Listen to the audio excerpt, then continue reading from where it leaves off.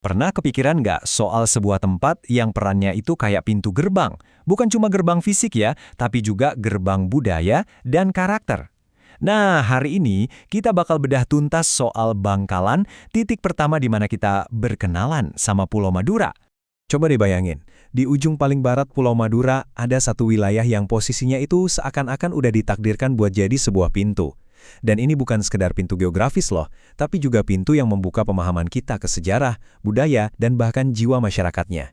Ya, itulah Bangkalan. Dan peran sebagai gerbang ini bukan cerita baru. Udah dari berabad-abad yang lalu, lokasinya yang super strategis ini emang udah bikin Bangkalan jadi jembatan yang penting banget antara Madura dan dunia luar. Terutama sama Pulau Jawa, yang cuma dipisahin selat. Ini yang menarik, gimana geografi itu bisa nentuin takdir sebuah tempat.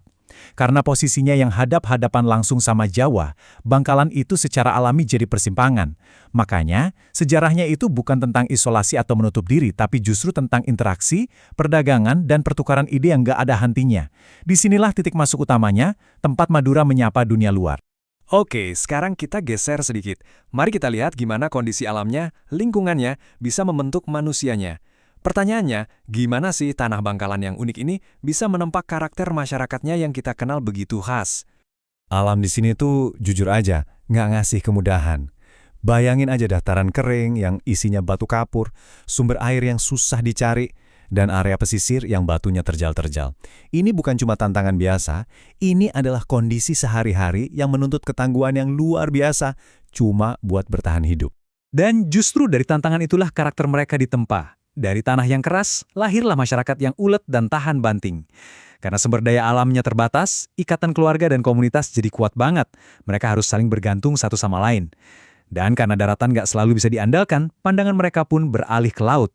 Dari sinilah lahir tradisi merantau dan berdagang yang mengakar kuat sampai sekarang. Tapi, ada satu lagi nih, kekuatan yang membentuk Bangkalan secara fundamental, yaitu Islam.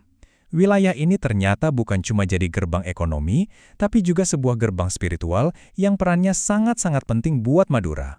Yuk kita lihat perjalanannya. Sebelum abad ke-15, pengaruh Hindu-Buddha dari Jawa memang ada, tapi bisa dibilang cuma lapisan tipis aja di atas kepercayaan lokal. Nah, transformasi yang sesungguhnya itu dimulai di abad ke-15 pas Islam masuk dan menyebar. Puncaknya, itu terjadi di abad ke-19, ketika satu sosok ulama karismatik berhasil mengubah Bangkalan jadi pusat keilmuan Islam yang disegani di seluruh Nusantara. Dan inilah tokoh kuncinya, Syekhona Khalil. Beliau ini bukan ulama biasa, bukan cuma tokoh lokal. Beliau dijuluki gurunya para guru, seorang figur spiritual nasional yang pengaruhnya itu jauh melampaui batas-batas Madura. Beliaulah yang memantapkan posisi Bangkalan sebagai mercusuar ilmu agama.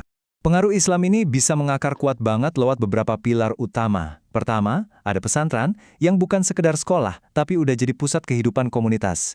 Terus, ada jaringan ulama yang solid dan berpengaruh. Dan yang paling penting, Islam itu menjadi identitas inti yang menyatukan masyarakat. Inilah fondasi sosial dari Bangkalan. Nah, dari kombinasi tanah yang keras dan iman yang kuat tadi, muncullah satu nilai budaya yang sangat mendasar, yaitu semangat untuk menjaga kehormatan. Semangat ini seringkali berubah wujud menjadi perlawanan ketika ada mengusiknya. Kuncinya ada di satu konsep ini, harga diri. Ini lebih dari sekedar rasa bangga ya. Harga diri ini adalah fondasi kehormatan dan martabat yang jadi kompas moral dalam hidup mereka. Anggap aja ini semacam pilar tak terlihat yang menopang seluruh komunitas. Jadi kalau ada yang mengusik harga diri seseorang, itu bukan lagi urusan pribadi, tapi sama aja kayak menggoyahkan pilar bersama itu. Jadi, logikanya tuh kira-kira begini. Pertama, nilai harga diri itu udah mendarah daging. Kedua, muncul pemicunya, bisa ketidakadilan, bisa tekanan dari luar. Nah, saat itu terjadi, nilai ini langsung terasa terusik. Ketiga, momen inilah yang menyulut api perlawanan untuk membela kehormatan.